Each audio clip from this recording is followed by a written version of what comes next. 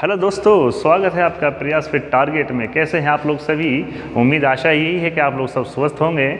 और हम जो अभी पढ़ रहे हैं क्लास के अंदर, जो हम डिस्कस कर रहे हैं, जो हमारी जो न्यू सब्सक्राइबर हैं वो हमारी प्रीवियस वीडियोस को ज़रूर देखें, तभी आगे का पार्ट आपकी समझ में आएगा।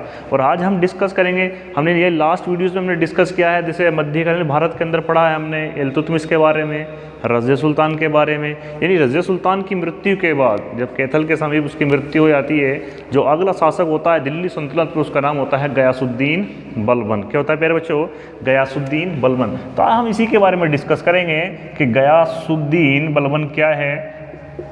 गयासुद्दीन बलबन, गयासुद्दीन बलबन। अगर इसके कार्यकाल की बात करें प्यारे बच्चों, तो कार्यकाल की बात करेंगे तो लिखेंगे इसके क्या, 1266 से लेकर 1286, यानी पूरे 20 साल का कार्यकाल इसका दिल्ली सल्तनत पर रहा है।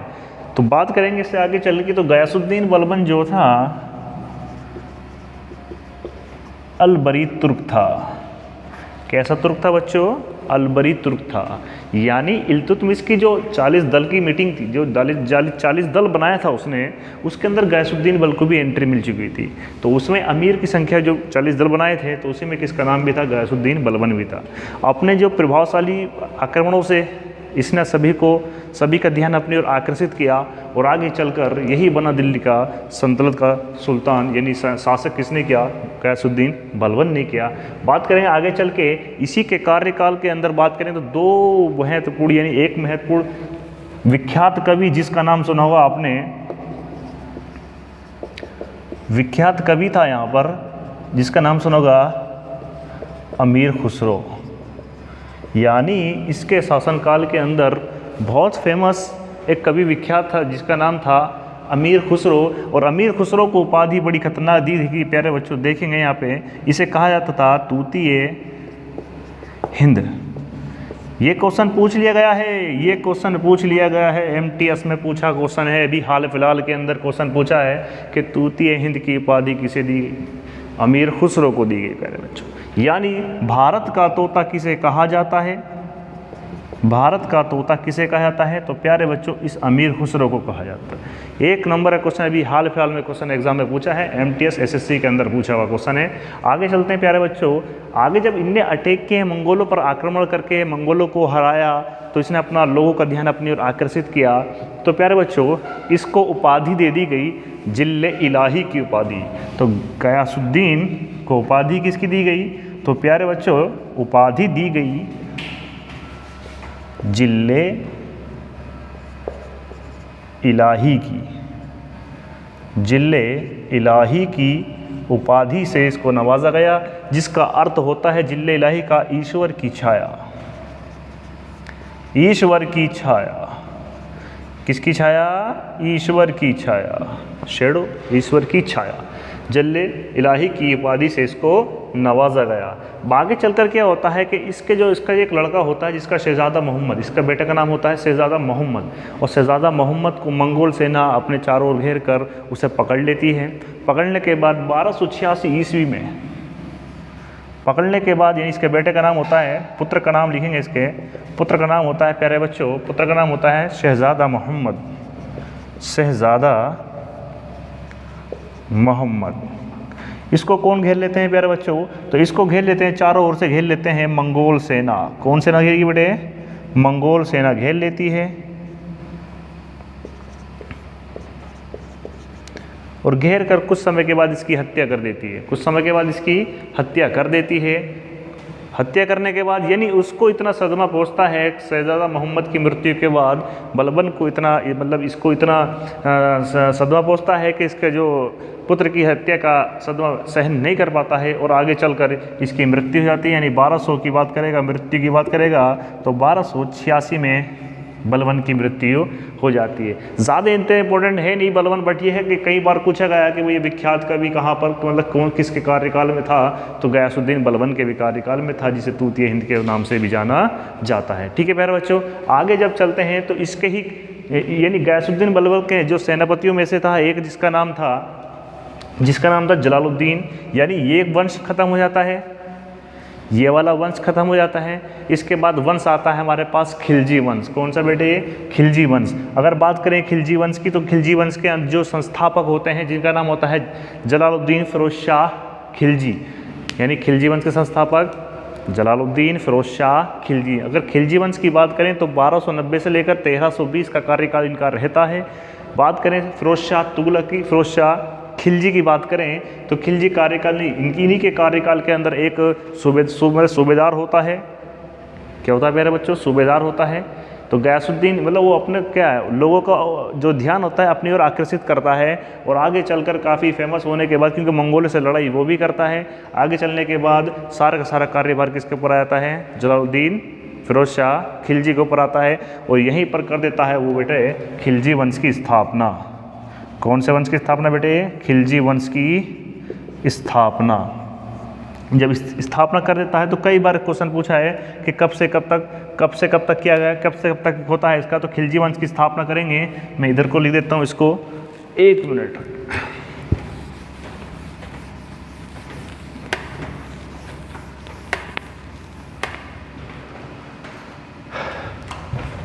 अगला आएगा प्यारे बच्चों खिलजी वंश। खिलजी वंश, और इस खिलजी वंश की स्थापना करते हैं लगभग 1290 से लेकर 1320 तक खिलजी वंश का अधिकार रहा है, जिसमें इसके संस्थापक होते हैं जिनका नाम होता है प्यारे बच्चों संस्थापक, जिनका नाम होता है जलालुद्दीन फिरोज शाह खिलजी। फिरोज शाह खिलजी, इनका नाम भी बहुत मशहूर शासकों में आता है। नाम सुना होगा आपने कुतुबुद्दीन ऐबक का, जिसने अपने गुरु के नाम पे यानी बख्तियार काकी के नाम पर कुतुब मीनार का निर्माण कराया, उसको पूरा कराया इल्तुतमिश ने। यानी जब वो बन रहा था तो जो 5th फ्लोर है यानी 5वीं जो मंजिल है कुतुब मीनार की, उसको पुनः निर्माण किसने कराया? फिरोज शाह तुगलक, फिरोज शाह खिलजी ने कराया। याद रखिएगा कि इसमें 3 नाम आते हैं। पहला कि कुतुब मीनार का निर्माण किसने कराया? कुतुबुद्दीन ऐबक ने कराया। अगर पूछे भैया इसको पूरा किसने कराया? इल्तुतमिश ने कराया। और कहे कि आपसे कि उसकी 5वीं मंजिल का निर्माण किसने करवाया? तो जलालुद्दीन फिरोज शाह खिलजी ने कराया। तो बात करें इनकी, तो यानी केकू बाद में लिखेंगे बेटे, केकू बाद में, ये केकू बाद के समय ये सूबेदार थे। ये किसके सूबेदार थे? समाना के सूबेदार थे। किसके थे बेटे? समाना के सूबेदार थे। समाना के सूबेदार थे। एक मिनट इसको साफ कर देते हैं। यानी केकूबाद के समय ये समाना के सूबेदार थे। समाना के सूबेदार थे।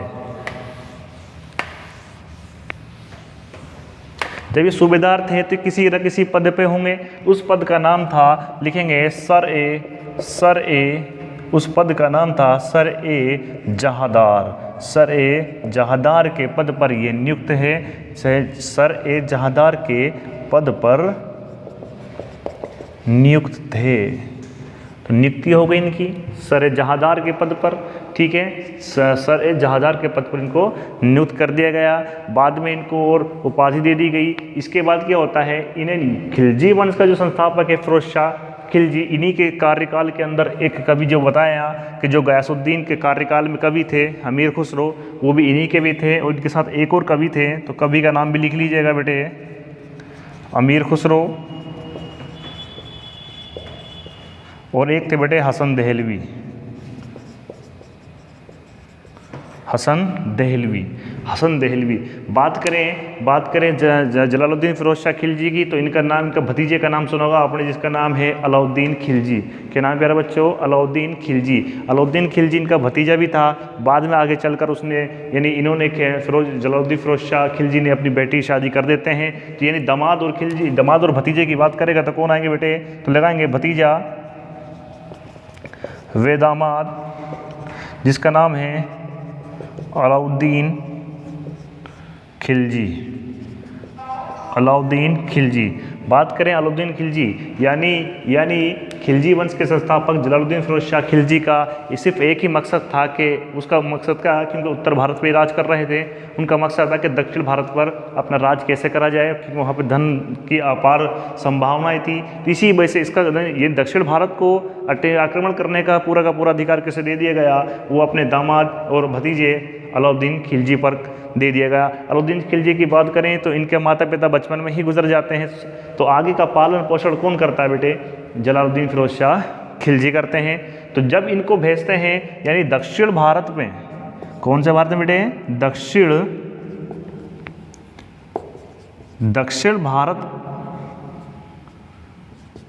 दक्षिण भारत को जीतने का अधिकार किसको सौंपा गया, जीतने का अधिकार सौंपा गया अलाउद्दीन खिलजी को। यानी दक्षिण भारत की बात करें तो दक्षिण भारत मैप में बनाएंगे, दक्षिण भारत देखेंगे प्यारे बच्चों। अगर मैं बनाऊँ मैप, एक मिनट इसको हटा देते हैं, अगर मैप बनाया जाए तो भारत का मैप इस तरह से आता है। तो यानी ये यहाँ पर शासन कर रहे थे दिल्ली में, ये क्या है बेटे, दिल्ली का शासन है यहाँ पे, क्या है यहाँ पे, दिल्ली है। और ये इनका दक्षिण भारत मतलब ये जितना ही पार्ट होता है सबका सब कितना है, दक्षिण भारत का है। तो यहीं से जलालुद्दीन फिरोज शाह खिलजी भेजते हैं अलाउद्दीन खिलजी को देवनगरी में, कौन सा, देवगिरी में आक्रमण की जिम्मेदारी किसकी थी, अलाउद्दीन खिलजी की थी। यहीं के राजा होते हैं रामचंद्र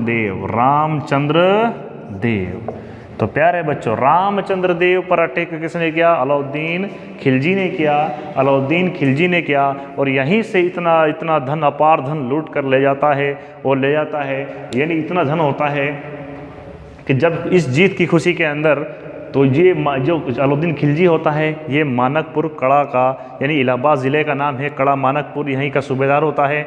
इस जीत की खुशी को मनाने के लिए जलालुद्दीन फिरोज शाह खिलजी जाता है कड़ा मानकपुर और गले मिलते वक्त अपने चाचा का ये हत्या कर देता है, चाकू से हत्या कर देता है। कौन करता है प्यारे बच्चों, अलाउद्दीन खिलजी करता है। इसकी बात पता चलती है कि भाई जिनकी पत्नी होती है कि भाई हमारे पति की हत्या कर दी गई है, किसने करी है, अलाउद्दीन खिलजी ने करी है। तो किसने करी है, अलाउद्दीन खिलजी ने करी है। तो वो अपने जो छोटा पुत्र होता है कदर खां, कौन था बेटे, कदर खां, इनका एक छोटा पुत्र होता है कदर खां, इसको रुकनुद्दीन इब्राहिम के नाम से सिंहासन पर बैठा देती है। इसी बात का पता चलता है किसको चलता है, अलाउद्दीन खिलजी को चलता है कि भाई मेरे बिना अनुमति के ये कैसे पॉसिबल हो गया। और फट से जल्दी से कड़ा मानकपुर से इलाहाबाद से चलता है, दिल्ली की ओर रवाना हो जाता है। और जो अपने साथ धन लूट कर लेकर आया था ये दक्षिण भारत से, सारा का सारा धन ये रास्ते में जो भी सैनिक मिलते हैं, जो भी राजा मिलते हैं, उनको बांटता हुआ दिल्ली की ओर रुख कर देता है। और बाद में जाकर आगे चलकर सबको बंदी बना लेता है और दिल्ली पर कब्जा कर लेता है। कौन,